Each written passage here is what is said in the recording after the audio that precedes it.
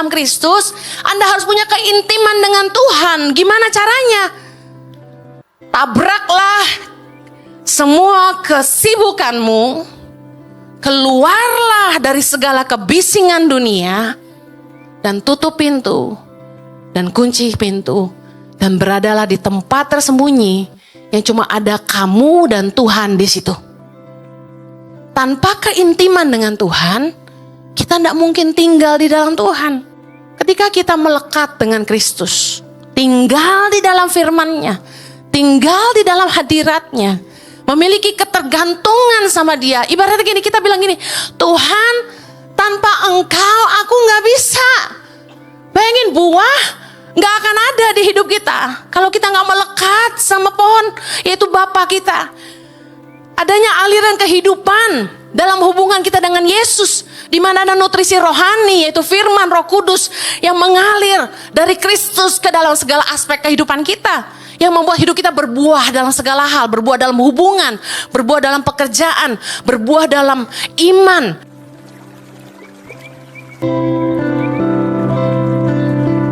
Saya akan khotbah tentang tinggal di dalam Kristus, tinggal dalam Kristus, abide in Christ.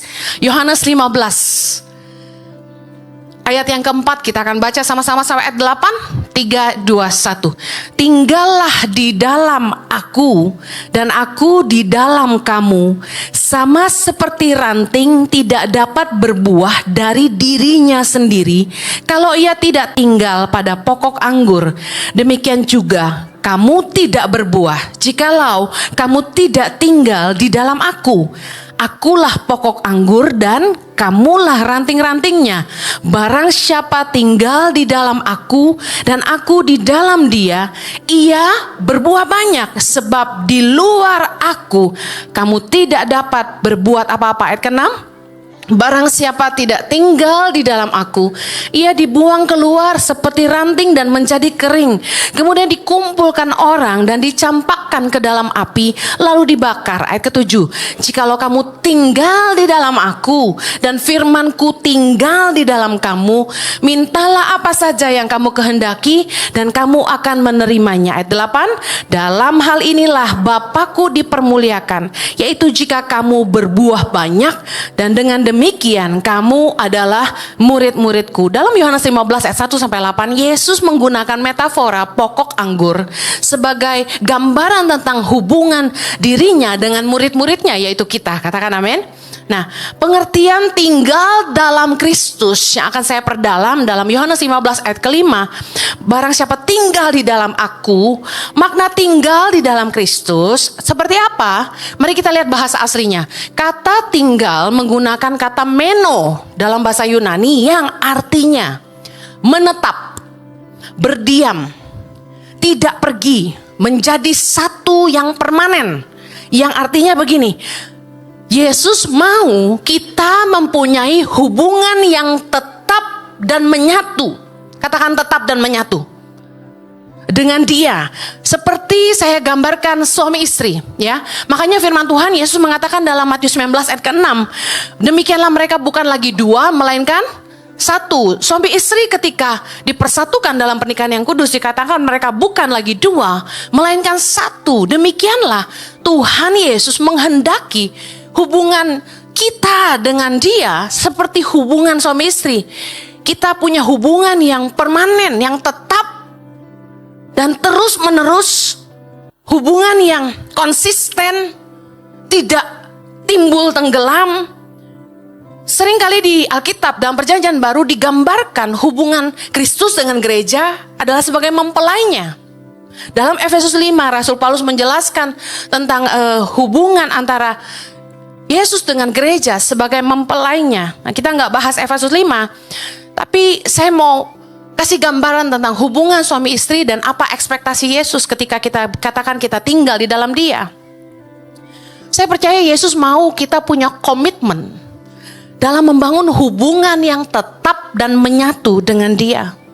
Menjadi sebuah hubungan yang hidup, yang real, yang terus menerus, tidak terputus. Bukan sekedar ritual agama. Ritual agama gini, kita baru ingat Yesus kalau kita ada masalah. Kita baru ingat Yesus kalau kita sakit. Kita baru ingat Yesus kalau kita mau ke gereja. Tidak seperti itu. Itu ritual agama. Tapi Yesus mau kita punya hubungan seperti suami istri. Suami istri kan gak mungkin cuma ketemu setahun 2 kali, bukan?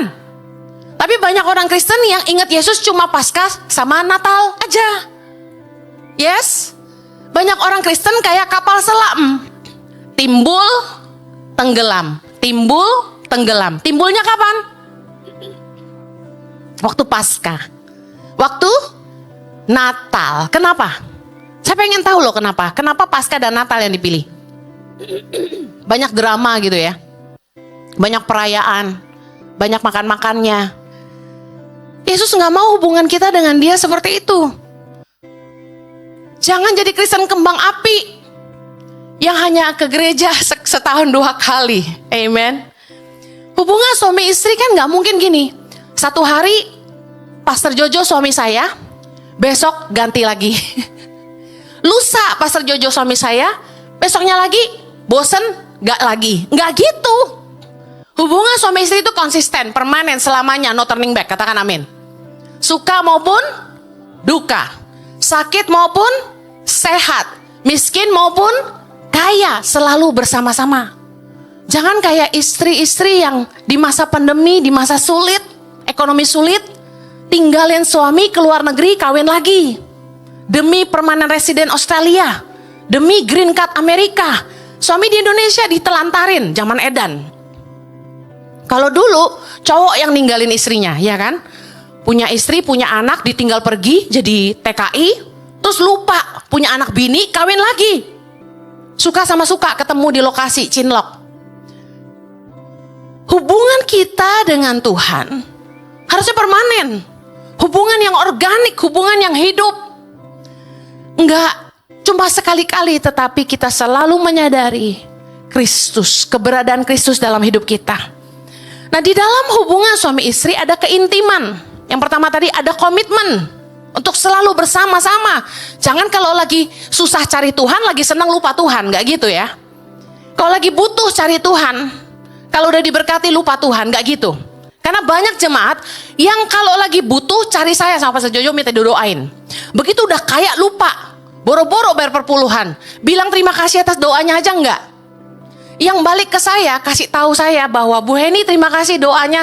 Tahun lalu Ibu Heni doain saya, tahun ini saya sudah hamil, puji Tuhan cuma 2. Yang hamil-hamil yang lain enggak lupa. Mereka udah lupa ya. Seperti Yesus nyembuhin orang sakit, yang balik cuma 1. Manusia memang gitu. Harusnya ikut Tuhan enggak seperti itu. Hubungan yang Tuhan mau adalah komitmen.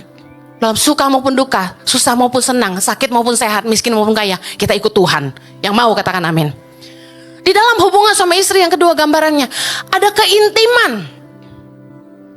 Dalam Matius 6 ayat 6, Yesus berkata gini, tetapi jika engkau berdoa, masuklah ke dalam kamarmu, tutuplah pintu. Saya mau tanya, suami istri kalau mau berhubungan intim tutup pintu enggak?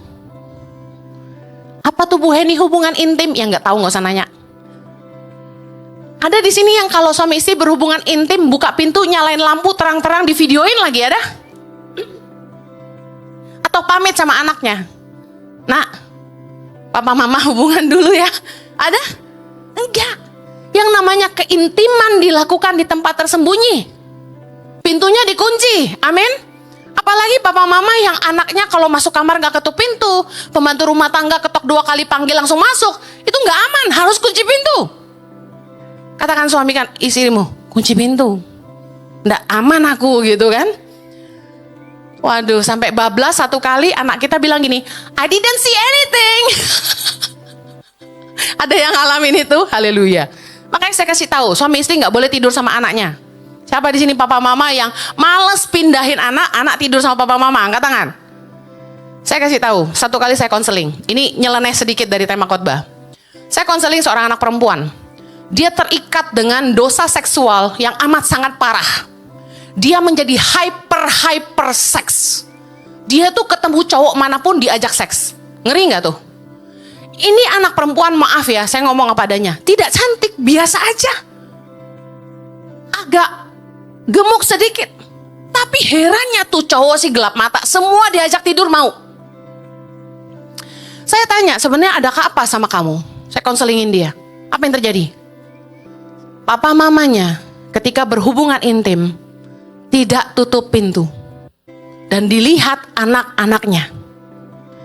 Kakaknya yang besar jadi nafsu, jadi terangsang karena lihat orang tuanya meniduri adiknya. Ini udah zaman edan. Terjadi di mana-mana. Ini salah satunya yang saya konselingin. Sejak itu, tiap kali, hampir setiap minggu kakaknya menggagahi dia. Dan dia tumbuh besar. Jadi orang yang haus seksual. Dia pergi kemanapun dia bilang, Kak Heni, aku ajak siapa aja Kak. Untuk seks, dia bilang gitu. Ngeri gak Bapak Ibu? Hati-hati, Anda tidur sama anakmu. Anda pikir dia tidur. Anda tahu malam-malam kita bisa terbangun karena suara berisik? Suara berisikmu tuh bisa membangunkan anakmu. Dan begitu dia lihat, dia kaget. Papa ngapain? Saya nasihati. Boleh sayang anak. Jangan rusak mental anak. Anakmu gak boleh tidur sama kamu. Kamarmu sebelahan, pintunya nyambung, monggo. Tapi kalau mau berhubungan, kunci. Demi kesehatan anak-anakmu, demi masa depan mereka. Kita terlalu sayang anak, tapi kita lupa. Kalau saya, masalahnya terpaksa. Gak punya tempat dulu. Sama anak tidur satu kamar, saya tidur di lantai sama Pak Jojo. Karena rumah kami dipakai untuk kantor yayasan. Itu yang membuat saya malas berhubungan. Banyak istri malas melayani suami karena tidurnya sama anak. Ya kan? Istri-istri udah mulai ketawa. Saya kasih tahu, demi kebaikan hentikan. Saya lanjut. Yesus mengajari kita, jika kamu berdoa masuk ke dalam kamarmu, tutuplah pintu, berdoalah kepada Bapamu yang ada di tempat tersembunyi. Ada sebuah ajakan untuk keintiman. Kalau Anda mau tinggal di dalam Kristus, Anda harus punya keintiman dengan Tuhan. Gimana caranya? Tabraklah semua kesibukanmu, keluarlah dari segala kebisingan dunia, dan tutup pintu, dan kunci pintu, dan beradalah di tempat tersembunyi yang cuma ada kamu dan Tuhan di situ. Tanpa keintiman dengan Tuhan, kita tidak mungkin tinggal di dalam Tuhan. Firman Tuhan dalam Yakobus 4 ayat 8 berkata, mendekatlah kepada Allah dan Ia akan mendekat kepadamu. Kita harus punya rasa haus akan hadirat Allah. Dan kita harus mendekat kepada Allah di dalam doa dan penyembahan kita. Itu artinya keintiman. Amin. Datang ke gereja, waktu penyembahan jangan diam aja. Pejamkan matamu. Bayangkan ada Tuhan yang menjamah kamu.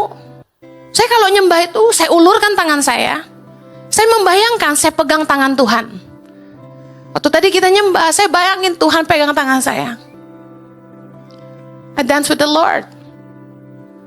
Bayangin ada Tuhan di situ. Dan rasakan jamahan Tuhan. Waktu kamu nyembah, use your visual intelligence. Pakai memorimu, bukan mikirin yang jorok, tapi mikirin dan bayangin ada Tuhan yang lagi lawat kamu. Amen. Waktu saya dulu main keyboard sampai nyembah, waktu saya masih sekolah, saya sering kali membayangkan saya lagi membasahi kaki Tuhan dengan air mata saya. Itu yang saya bayangkan tiap kali saya nyembah. Jadi kita waktu nyembah Tuhan, kita membayangkan Tuhan. Jangan gini, lagi berhubungan sama istri bayangin perempuan lain. Itu gak benar. Ketika Anda punya hubungan dengan Tuhan, hubungan intim, yang kamu bayangkan tuh, kamu peluk Tuhan. Kamu usap pipinya Tuhan. Kamu sayangin Tuhan. Dan Tuhan lagi sayangin kamu. Kamu bayangin Tuhan peluk kamu. Amen. Itu keintiman. Anda pasti bingung dengar khotbah ini, mungkin gak pernah ngejalaninnya. Tapi coba lakukan, alami keintiman dengan Tuhan sampai sedekat itu. Sampai bisa nyanyi lagu cinta buat Tuhan. Sampai bisa ngarang lagu buat Tuhan. Dan saya selalu bilang gini, how can I live without you Lord? Saya gak mau nyanyi di depan Anda, saya malu. Saya bilang, Tuhan, gimana aku mau hidup tanpamu? Aku gak akan mampu. Aku gak akan bisa. Engkaulah nafas dalam hidupku. Bahkan di setiap jantungku ada kasih-Mu. Saya nyembah Tuhan tuh dengan kata-kata intim dan mesra. Dan itu yang Tuhan suka. Amen. Yuk, tinggal dalam Kristus. Miliki hubungan yang menetap dan menyatu. Miliki komitmen dan miliki keintiman dengan Tuhan. Yang mau katakan amin. Yang kedua, tinggal di dalam Kristus mempunyai pengertian apa? Yesus menjadi sumber. Katakan sumber. Dalam kehidupan. Adanya penyerahan diri yang penuh, yang total dan kebergantungan yang mutlak kepada Allah. Saya kasih gambaran pohon jeruk ini. Dikatakan dalam Yohanes 15 ayat yang keempat. Tinggallah di dalam aku dan aku di dalam kamu. Sama seperti ranting tidak dapat berbuah dari dirinya sendiri kalau ia tidak tinggal pada pokok anggur. Sayang ini bukan pohon anggur, tapi kurang lebih Anda bisa ngerti. Bapak Ibu, pohon jeruk ini ada buah, ada ranting, ada dahan, ada akar. Yesus katakan begini, orang gak bisa berbuah dari dirinya sendiri. Ini kurang kemari. Orang gak bisa berbuah dari dirinya sendiri. Artinya apa? Ini sayang banget nih pohon dari tadi gue gundulin ya. Nah, pakai yang udah digundulin aja.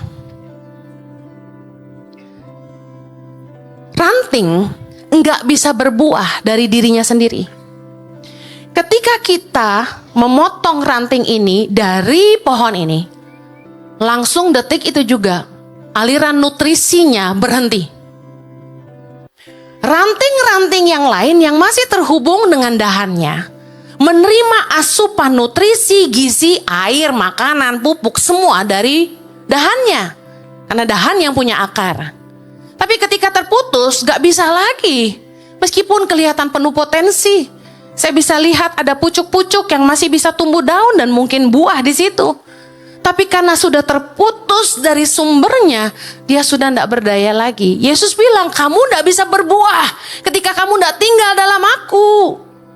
Apa maksudnya? Ketika kita melekat dengan Kristus, tinggal di dalam firman-Nya, tinggal di dalam hadirat-Nya, memiliki ketergantungan sama Dia. Ibaratnya gini, kita bilang gini, Tuhan, tanpa Engkau aku gak bisa.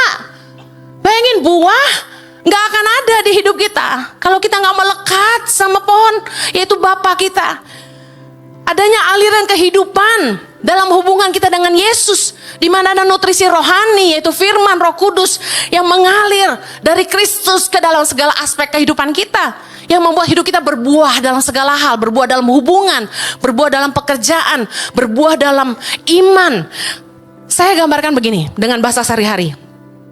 Orang yang bermasalah dengan karakternya, contoh, kurang sabar, pemarah, nggak punya pengendalian diri, saya yakin dia bermasalah dalam hubungannya dengan Allah.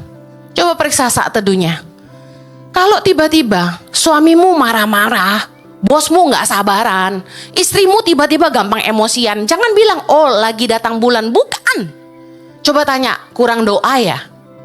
Orang kalau hubungannya dengan Tuhan tidak baik, hubungan sesama pasti tidak baik. Orang yang selalu bermasalah dalam hubungannya dengan sesama, berteman sama si A ribut, berteman sama si B ribut, sama si C nggak cocok, sama si D nggak cocok. Coba periksa, apakah hubungannya dengan Tuhan bermasalah? Tadi karakter, gampang emosi, nggak punya pengendalian diri, karena nggak terkonek sama sumbernya. Orang yang selalu bermasalah dalam pekerjaan dan usahanya gini, kerja di sini nggak maju, berhenti. Kerja di situ nggak excellent, berhenti. Kerja di sana kayak bajing loncat. Kerja setahun berhenti, 2 tahun berhenti. Kerja setahun berhenti, 6 bulan berhenti. Pindah-pindah kayak kutu loncat. Bisnis ini nggak jalan, bisnis itu nggak jalan. Firman Tuhan berkata gini, kalau kamu nggak tinggal dalam aku, kamu nggak bisa berbuat apa-apa. Kita tuh di hidup kita tuh butuh Tuhan. Katakan amin. Tuhan itu sumber hikmat dan sumber kekuatan. Tuhan gak mau kita itu bergantung kepada dunia. tapi bergantung kepada Dia. Bergantung kepada dunia itu seperti apa? Bergantung kepada AI, bergantung kepada ChatGPT, bergantung kepada pendapat orang, bergantung sama orang kaya, bergantung sama perkembangan zaman, bergantung pada kekuatan sendiri. Tuhan gak suka. Ada orang bilang sama saya, Bu Heni jangan stres siapin khotbah. Saya kan pernah khotbah ya, bahwa kalau nyiapin firman tuh stres banget. Karena itu kan bukan nyanyi, hafalan, tapi kita tunggu pewahyuan. Nah itu berat. Nah, orangnya bilang gini, Bu Heni, daripada stres siapin firman, udah pakai AI. Tinggal tulis. Saya minta dibuatkan materi khotbah tentang Yesus sebagai pokok anggur, misalnya gitu. Seret, dia bilang, langsung lengkap dengan ayat-ayat dan poin-poin, dia bilang gitu. Terus saya langsung, oh ya, coba saya lihat, saya bilang gitu. Dia bikin, ternyata dia bilang, saya kalau udah mau khotbah waktu nggak ada, saya tinggal pakai AI, dia bilang gitu. Saya nggak mau ikut dia. Kenapa? Tuhan nggak suka kita punya berhala di hidup kita. Berhala tuh bicara apa? Dependency. Kebergantungan kepada siapa kita menaruh pengharapan. Saya khawatir kalau sampai saya ini mengandalkan AI buat bikin materi khotbah saya, pewahyuan dari Tuhan itu alirannya langsung zet, berhenti. Saya yang tadinya bisa dengar suara Tuhan langsung zet, tuli. Rugi banget. Dengar, di zaman AI ini, kalau Anda cuma ngandalin teknologi dan tidak mengandalkan Tuhan, Anda bisa digantikan. Hati-hati. Sekarang video editor udah banyak kehilangan pekerjaan. Artis penyanyi udah tergantikan. AI bisa bikin artis lebih cantik, lebih perfect. Bener nggak? Video jauh lebih bagus. Kerjaan kita dengan teknologi ini membuat banyak orang kehilangan pekerjaan. Apa yang tidak tergantikan? Hikmat Allah dalam hidup kita. Amin. Ada kemampuan yang Tuhan berikan yang AI tidak bisa kerjakan. Saya coba satu kali. Saya bikin materi khotbah saya, sudah selesai. Saya iseng-iseng saya ketik di AI. Coba buat ringkasan khotbah tentang materi ini. Dia bikin kata-katanya perfecto. Namanya juga komputer ya kan? Namanya juga teknologi canggih. Nah, saya cek ayat-ayatnya. Sembarangan. Dia ambil kata-kata yang mirip-mirip, ada kata ini dia masukin. Lalu dia bikin pembahasan ini, dia bikin pembahasan itu. Saya bilang, loh kok ngawur AI ini? Bahaya loh. Jadi pusing sendiri saya. Saya bilang, waduh bahaya, untung aku gak pakai AI. Saya cuma pakai AI untuk cari ayat. Contoh, karena kalau kita cari di Alkitab Sabda misalnya. Saya tuh pengen cari ayat ini. Ayatnya di mana? Kata-katanya saya hafal. Penempatan ayat di mana saya nggak hafal, saya ketik. Nyarinya lama, ribuan, harus satu-satu, tek. Tapi kalau pakai AI, ayat ini saya ketik kata-katanya, muncul dia langsung, keren. Sebagai untuk searching seperti Google dia top, tapi menjadi sumber inspirasi bahaya. Sumber pewahyuan kita haruslah Allah. Kalau Anda tidak peka sama Tuhan, Anda tidak punya hikmat dari Tuhan, Anda akan tergantikan. Dengar ini. Di zaman orang-orang kehilangan pekerjaan, Anda harus jadi orang yang penuh hikmat Allah. Berjalanlah dengan ketergantungan penuh kepada Tuhan. Yohanes 15 ayat ke-5 berkata begini. Barang siapa tinggal di dalam aku dan aku di dalam dia, ia berbuah banyak, sebab di luar aku kamu tidak dapat berbuat apa-apa. Ini tuh keras banget loh. Kalau kita di luar Kristus, kita nggak bisa buat apa-apa. Apapun yang kita kerjakan, maksimalnya cuma maksimal kekuatan manusia. Mungkin di mata dunia, kita terlihat sukses. Wah hebat, followernya banyak, wah keren. Saya kasih tahu, kita kelihatan kaya mungkin di mata orang. Tetapi, tanpa disertai berkat Tuhan, semua yang kita kerjakan menjadi sia-sia. Kita mungkin kaya tapi tidak bahagia. Mungkin kita punya segala harta tapi kita tidak bisa menikmatinya. Itu berkat Tuhan. Jangan ngandalin kekuatan sendiri. Tuhan hanya mau kita bergantung kepada pribadinya. Tinggal di dalam Kristus berarti mengakui bahwa kita butuh hikmat dan kekuatan Tuhan setiap hari. Tanda orang yang masih bergantung kepada Tuhan adalah selalu berdoa dan bertanya Tuhan.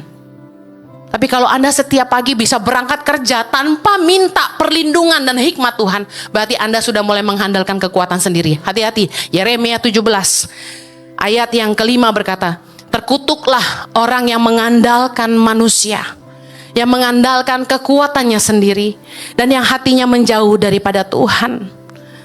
Ia akan seperti semak bulus di padang belantara, ya, tidak akan mengalami datangnya keadaan baik. Ia akan tinggal di tanah angus, di padang gurun, di negeri padang asin yang tidak berpenduduk. Tetapi ayat ke-7, baca sama-sama.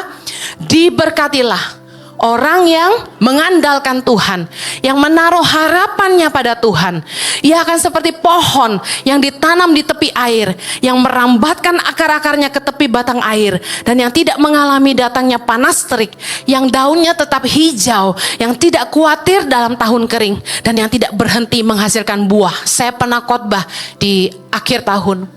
Jangan dengarkan kata-kata orang tentang tahun depan akan lebih gelap, tahun depan akan makin sulit, tahun depan akan begini dan begitu. Yang perlu Anda lakukan adalah melekat dengan Tuhan.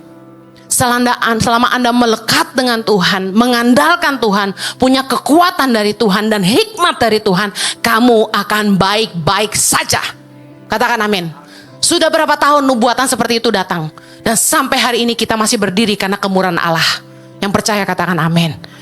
Yesus memberi keteladanan dalam kebergantungannya kepada Bapa. Apa yang Yesus lakukan? Pagi-pagi benar dia bangun dan pergi ke tempat yang sunyi untuk berdoa.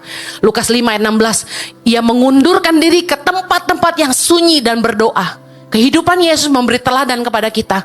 Di tengah kesibukannya, dia selalu mengambil waktu untuk menjauh dari keramaian, pergi ke tempat sunyi dan berdoa.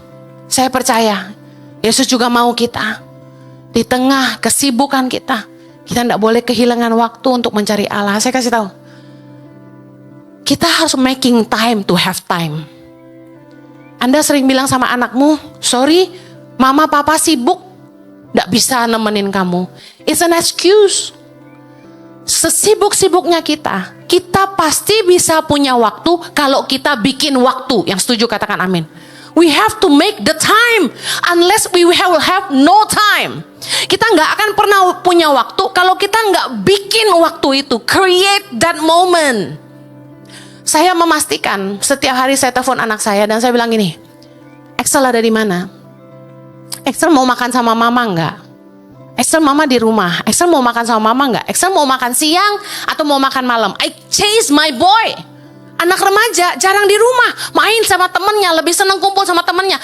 Tapi mamanya harus aktif cari dia to make a time. Anda paham maksud saya? Dan Tuhan mau kita juga try to make a time with God. Berhenti dari semua kesibukanmu. Jangan sok ngandelin kekuatanmu. Berhenti.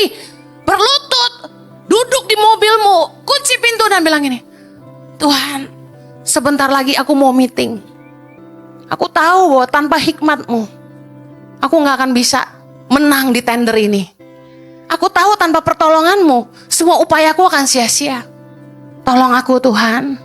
Aku percaya bahwa berkat itu datang dari Allah. Dan kemenangan itu adalah anugerah. Harapkan Tuhan, tolong kamu. Yang mau katakan amin. Saya akhiri. Pengertian tinggal dalam Kristus.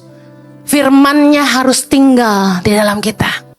Apa maksudnya firman-Nya harus tinggal di dalam kita? Yohanes 15 ayat 7 berkata, jikalau kamu tinggal di dalam aku dan firman-Ku tinggal di dalam kamu. Maksudnya apa? Firman Tuhan tuh harus jadi standar dalam pengambilan keputusan. Firman Tuhan itu harus jadi pegangan.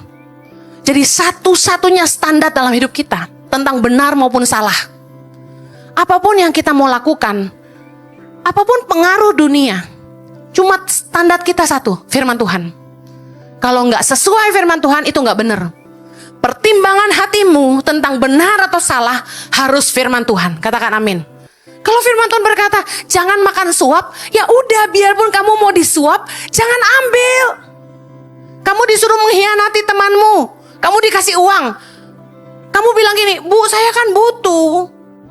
Teman kan bisa ganti. Saya kasih tahu, Yudas itu makan uang darah. Apa artinya? Dia ngorbanin Yesus untuk dapatkan harta. Gak akan ada orang yang bahagia mengorbankan orang lain. Di akhir hidupnya, Yudas bunuh diri. Kita kasih tahu, kita mau tahu kebenaran? Ini salah atau ini benar? Firman Tuhan jawabannya. Tinggal di dalam Kristus artinya menjadikan firman Tuhan satu-satunya nilai dan standar dalam kehidupan. Satu-satunya dasar dalam pertimbangan hati kita. Saya akhiri. Firman Tuhan berkata gini. Dalam Yohanes 15, setiap ranting padaku yang tidak berbuah dipotongnya. Setiap ranting yang berbuah dibersihkannya supaya lebih banyak berbuah. Kamu memang sudah bersih karena firman yang telah kukatakan kepadamu. Ternyata Tuhan itu membersihkan kita dengan firman Allah. Makanya kalau Anda datang ke gereja, jangan tidur. Jangan bengong, jangan main HP. Dengar firman. Baca firman. Karena firman Allah yang membersihkan kita dari segala polusi dunia. Kita di luar sana jauh lebih banyak waktunya dibandingkan kita di rumah Allah. Kita di luar sana waktunya jauh lebih banyak dibandingkan kita di hadirat Allah. Polusi dunia mengotori hati dan pikiran kita. Dan kita butuh firman Allah yang membersihkannya. Bagaimana caranya Tuhan membersihkan kita dengan firman-Nya? Waktu kita dengar firman, seringkali Tuhan menegur kita. Tuhan menasehati kita. Dan Tuhan membimbing kita kepada kebenaran. Dan kita tersadar akan kesalahan. 2 Timotius 3 ayat 16 berkata, segala tulisan yang diilhamkan Allah memang bermanfaat untuk mengajar, untuk menyatakan kesalahan, untuk memperbaiki kelakuan, dan untuk mendidik orang dalam kebenaran. Luar biasa? Anda kalau mau hidup dalam kebenaran, mandilah firman Tuhan yang akan menegur kamu, mengajar kamu, memperbaiki kelakuan kamu, dan mendidik kamu dalam kebenaran. Jangan hanya pilih firman yang lucu, yang enak didengar. Karena zaman sekarang pilih khotbah hanya dengan usapan jari. Yang terakhir, kalau Anda mau dibersihkan dengan firman, Anda harus taat melakukan firman. Percuma dengar firman, kalau firman itu tidak berarti apa-apa buat kita. Dengar dan lakukan, itu yang mengubahkan. Yang mau katakan amin. Yuk tinggal dalam Kristus, miliki hubungan yang tetap dan menyatu dengan Dia. Tuhan tidak mau kita jadi Kristen kapal selam, kembang api. Dia mau kita punya komitmen dan punya keintiman dengan Dia. Amin. Mari tinggal dalam Dia, yang artinya kita memiliki kebergantungan yang amat sangat dengan Dia. Selalu andalkan kekuatan dan hikmat dari Allah. Yang terakhir, tinggal dalam firman-Nya, menjadikan firman Tuhan satu-satunya landasan dalam pertimbangan hati kita. Prinsip yang kita pegang di hidup kita, tentang benar maupun salah. Mari dengar firman dan taatilah. Kita berdoa, kiranya Tuhan memampukan kami tinggal di dalam Kristus, supaya hidup kami berbuah lebat bagi kerajaan Allah, dan hidup kami berguna bagi banyak orang. Tuhan, permuliakanlah nama-Mu dalam hidup kami. Kami mau terus dimurnikan, dibentuk. Kami mau terus bertumbuh, berakar di dalam Tuhan. Di dalam nama Yesus kami berdoa. Amen.